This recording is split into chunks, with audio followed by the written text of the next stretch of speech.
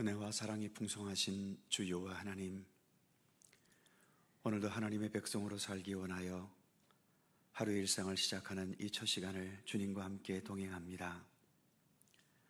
세상에는 무수한 사람들의 말들이 여기저기 떠돌아다니고 있지만, 그러나 태초에는 오직 하나님의 말씀만 있었고 그 말씀이 온 우주 만물을 창조하셨으며 지금도 우리들 모두의 길과 진리와 생명이 되심을 믿습니다. 사람들의 말에 또 세상의 말에 너무 좌우되거나 불안해동하지 않게 붙들어 주시고 오직 주님의 말씀과 그 생명의 진리에 더 우리의 믿음의 귀를 기울이며 주님의 말씀과 더불어 살아가는 참된 구원과 생명의 삶이 되도록 오늘도 우리 가운데 함께하여 주옵소서. 주님의 이름으로 모인 이곳에 주 성령께서 친히 임재하셔서 모든 것을 주관하여 주시기를 원하옵고 예수님의 이름으로 기도드립니다. 아멘.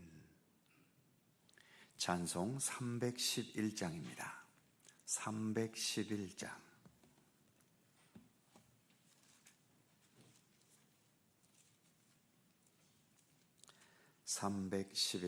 함께 찬송합니다. 내 너를 위하여 몸 버려 피 흘려 내 죄를 속하여 살 길을 주었다. 널 위해 몸을 주건만 나 무엇 주느냐. 널 위해 몸을 주건만 나 무엇 주느냐. 아버지 보좌와 그 영광 떠나서 밤 같은 세상에 만 백성 구하려 내 몸을 희생했건만 너 무엇 하느냐. 내 몸을 희생했건만 너 무엇 하느냐. 죄 중에 빠져서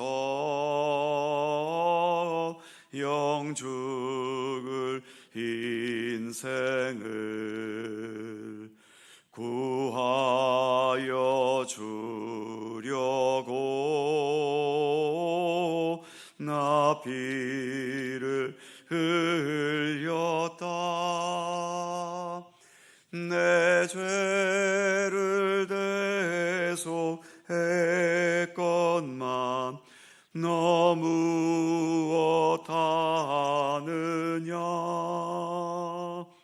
내 죄를 대속했건만 너 무엇 하느냐. 한없는 용서와 참 사랑 가지고 세상에 내려와 값없이 주었다. 이것이 귀중하건만 너 무엇 주느냐. 이것이 귀중하건만 너 무엇 주느냐.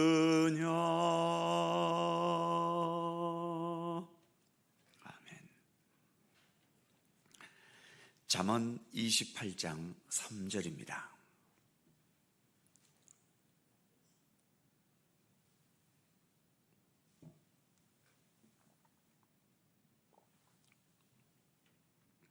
잠언 28장 3절에서 5절까지의 말씀입니다. 세 개의 절을 다 함께 한 목소리로 봉독합니다. 가난한 자를 학대하는 가난한 자는 곡식을 남기지 아니하는 폭우 같으니라. 율법을 버린 자는 악인을 칭찬하나 율법을 지키는 자는 악인을 대적하느니라. 악인은 정의를 깨닫지 못하나 여호와를 찾는 자는 모든 것을 깨닫느니라. 아멘. 3절 말씀을 다시 보지요. 가난한 자를 학대하는 가난한 자는 곡식을 남기지 아니하는 폭우 같으니라. 동병상련이라는 옛말도 있지 않습니까?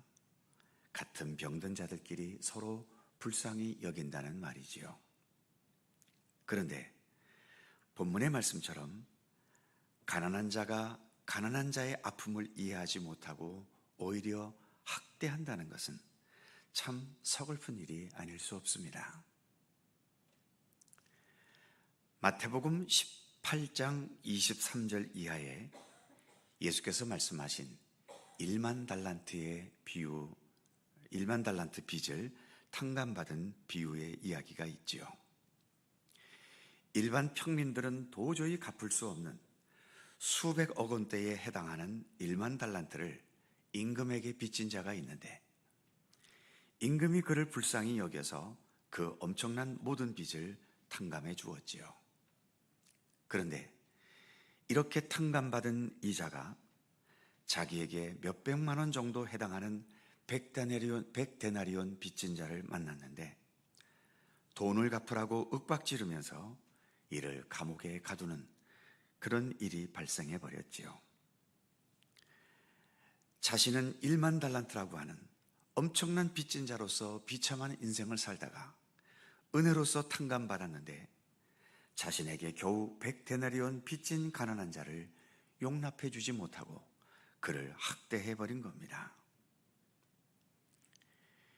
이렇게 같은 서민들끼리 자기 이익을 위해 속고 속이고 어떤 혜택이 있을 때 서로 먼저 차지하려고 아웅다웅 다투고 사소한 것에 목숨을 건다는 말처럼 별것 아닌 것에 목숨 걸고 싸우는 일들이 가난하고 힘겹게 살아가는 사람들 사이에서 벌어지고 있다는 것은 참 안타깝고 서글픈 일 아니겠습니까? 우리가 이렇게 교회 생활을 하고 있습니다만 교회에서도 사실은 우리는 모두가 주님 앞에서 다 죄인들입니다. 알고 보면 불쌍한 자들 아닙니까? 우리가 불쌍한 자들이기 때문에 주님의 은혜와 도우심을 간구하면서 이렇게 교회에 나와 주님을 향한 믿음의 길을 걷고 있는 겁니다.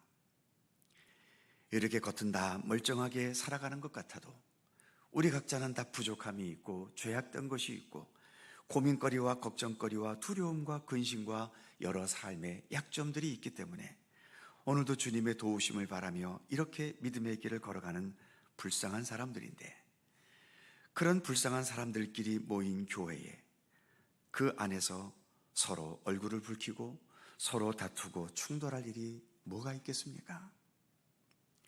그럼에도 온전히 평안하고 평화로운 교회가 별로 없어 보입니다. 여러 가지 분쟁과 갈등과 뭔가 폭발할 것 같은 긴장으로 얼룩진 교회들이 참으로 많지요. 우리는 무엇보다 서로를 불쌍히 여겨야 합니다. 가난한 자가 가난한 자를 학대하면 곡식을 남기지 않는 폭우 같다고 말씀하고 있지요. 더 이상 그 어떤 희망도 가능성도 없다는 절망적인 표현인 겁니다. 그래서 서로 용납하고 서로를 불쌍히 여기고 서로를 아껴주면서 좀 더 희망을 가질 수 있는 우리의 삶의 터전이 되기를, 또 우리의 믿음의 터전이 되기를, 더 나아가 우리의 사는 세상이 이렇게 좀 더 서로에게 따뜻한 세상일 수 있기를 또 노력하며 기도하기를 힘써야 할 것입니다. 4절 말씀입니다. 율법을 버린 자는 악인을 칭찬하나 율법을 지키는 자는 악인을 대적하느니라. 여기에서 율법이라는 것은 하나님의 말씀이기도 하지요. 그런데 그 율법, 즉 하나님의 말씀을 버린다면 도대체 무엇을 위해서 하나님의 말씀을 버리는 걸까요? 하나님의 말씀이 잘못된 것이기 때문에 버릴까요? 하나님의 정의가 올바르지 못하기 때문에, 하나님의 진실이 거짓된 것이기 때문에 버릴까요? 아닙니다. 오직 자신의 죄악된 욕망 때문인 거지요. 그 욕망을 이루려면 하나님의 말씀과 하나님의 율법이 방해가 될 때가 많기 때문입니다. 그러니 이런 자들은 당연히 하나님의 말씀과 율법을 버리고 살아가는 자신과 같은 악인들을 칭찬하게 되는 거지요. 악인들끼리 서로 칭찬하면서 결국은 함께 멸망과 소멸의 운명을 향해 가고 있는 것일 뿐입니다. 반면 하나님의 말씀과 율법을 지키려는 자들이 있다고 본문은 말씀하지요. 그렇다면 이들은 또 왜 지키려 할까요? 하나님의 말씀이 진리이기 때문이지요. 하나님의 뜻은 언제나 옳고 하나님의 교훈은 언제나 우리의 길과 진리와 생명이 되심을 믿기 때문입니다.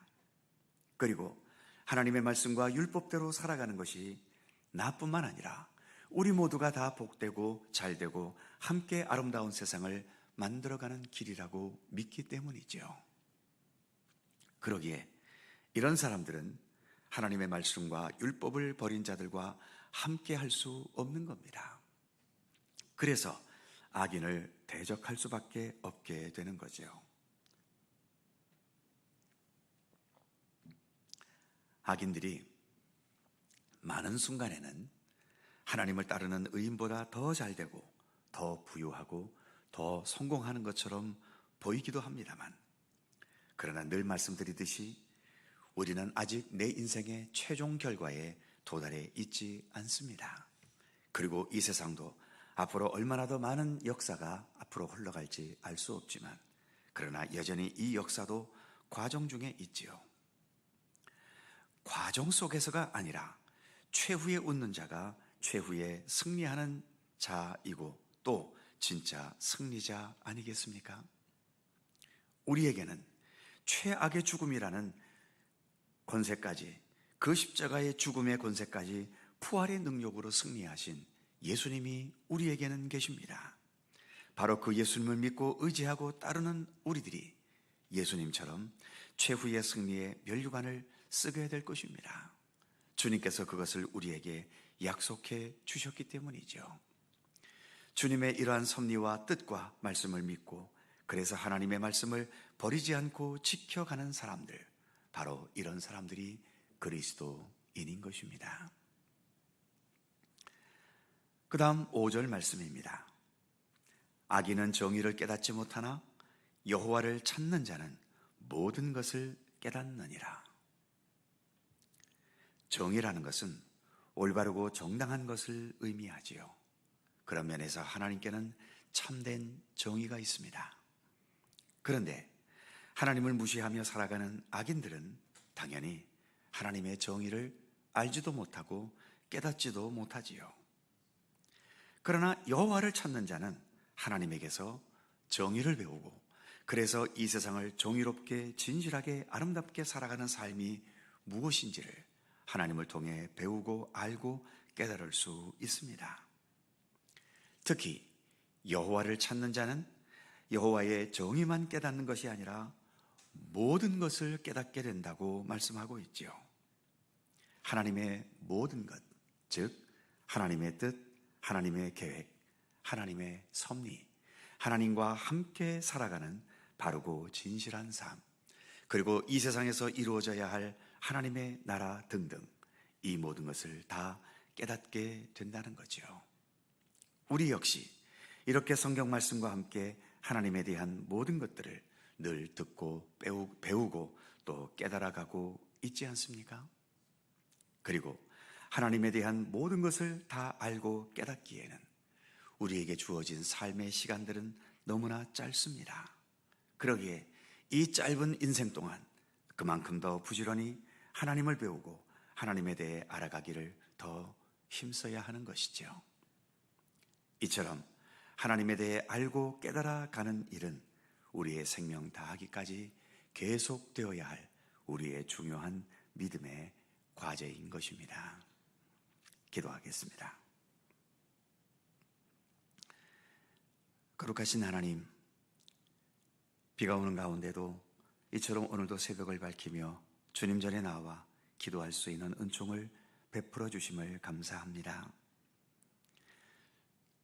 이처럼 하루의 첫 발걸음이 주님을 향할 수 있고 주님의 전을 향할 수 있고 그래서 주님의 말씀에 귀를 기울이며 주님께 간구하며 기도할 수 있는 것, 하나님께서 우리에게 주신 귀한 축복이며 은총임을 늘 깨닫게 하시고, 그래서 힘든 시간을 주님 앞에 나오지만 오히려 주님을 향한 감사가 날마다 더해질 수 있고 또 그만큼 우리의 삶의 능력이 주님의 돌보심의 은총을 힘입어 더 강건하여지고 더 굳건하여지고 더 주님의 아름다운 영향력들을 모든 곳곳에 나타낼 수 있도록 우리를 더 굳건한 믿음의 반석 위에 설 수 있도록 이끌어 주시기를 원하옵고 기도합니다. 늘 우리에게 따뜻한 마음을 주셔서 서로를 더 용납할 수 있고 또 서로의 아픔과 또 서로의 약점과 서로의 부족함을 좀 더 함께 채울 수 있는 그런 사랑과 섬김의 의지로 늘 살아갈 수 있도록 우리 가운데 함께 하시기를 원하옵고 기도합니다. 예수님께서도 인자가 이 땅에 온 것은 섬김을 받기 위함이 아니라 도리어 섬기려 하는 것이고 자기의 목숨을 많은 사람의 대속물로 주려 함이라고 말씀하셨지 않습니까? 그 예수님을 따르는 우리들이오니 좀 더 우리들도 섬김을 받기보다는 섬기는 것에, 그리고 높아지려는 것보다는 낮아지려는 것에, 그리고 내가 앞서기보다도 나보다 남을 더 앞세울 수 있는 그러한 넉넉함과 그러한 따뜻함과 그러한 섬김의 의지로 살아갈 수 있도록 이끌어 주시기를 원하옵고 기도합니다. 주님의 말씀에 더 귀를 기울이게 하시고 세상 그 어떤 말보다도 주님의 말씀에 더 우선순위를 둘 수 있는 믿음의 의지와 용기를 허락하여 주옵소서. 그 말씀을 통하여 우리가 더 예수 그리스도와 일치되어지고 죄악된 모든 것들을 하나하나 버려가게 하시고 또 말씀 앞에서 내 자신을 비춰보면서 내 안에 있는 다듬어지지 못하고 올바르지 못하고 진실하지 못한 모든 것들을 하나하나 제거하고 오직 주님의 아름다움과 선하심과 진실함과 정직함으로 내 안에도 온전히 채워나가는 주님의 백성들 삼아 주시옵소서. 우리가 어느 순간 주님 앞에 섰을 때에 가장 진실하고 가장 아름답고 가장 순수한 모습으로 주님 앞에 설 수 있도록 하나님, 우리의 모든 삶의 여정이 주님을 향한 그 아름다운 믿음과 생명의 여정이 되도록 지켜주시고 인도해 주시기를 원하옵고 기도합니다. 오늘도 새날을 주셔서 감사합니다. 오늘도 기도의 자리로 불러주셨사오니 간구하며 기도하는 모든 기도 하나하나마다 주님 일일이 귀를 기울여 주시고 저희들 또한 주님을 향하여 기도할 때 내 욕심과 욕망을 먼저 앞세우지 않고 하나님의 나라와 하나님의 의를 먼저 앞세울 수 있는 성숙한 기도를 드릴 수 있도록 함께해 주시옵소서. 오늘 하루도 주님의 평강과 은총이 우리 모두에게 함께 하시기를 원하옵고 우리 구주 예수 그리스도의 거룩하신 이름으로 기도하옵나이다. 아멘. 하늘에 계신 우리 아버지, 아버지의 이름을 거룩하게 하시며 아버지의 나라가 오게 하시며 아버지의 뜻이 하늘에서와 같이 땅에서도 이루어지게 하소서. 오늘 우리에게 일용할 양식을 주시고 우리가 우리에게 잘못한 사람을 용서하여 준 것 같이 우리 죄를 용서하여 주시고 우리를 시험에 빠지지 않게 하시고 악에서 구하소서. 나라와 권능과 영광이 영원히 아버지의 것입니다. 아멘. 함께 기도하시고 자유롭게 돌아가시겠습니다.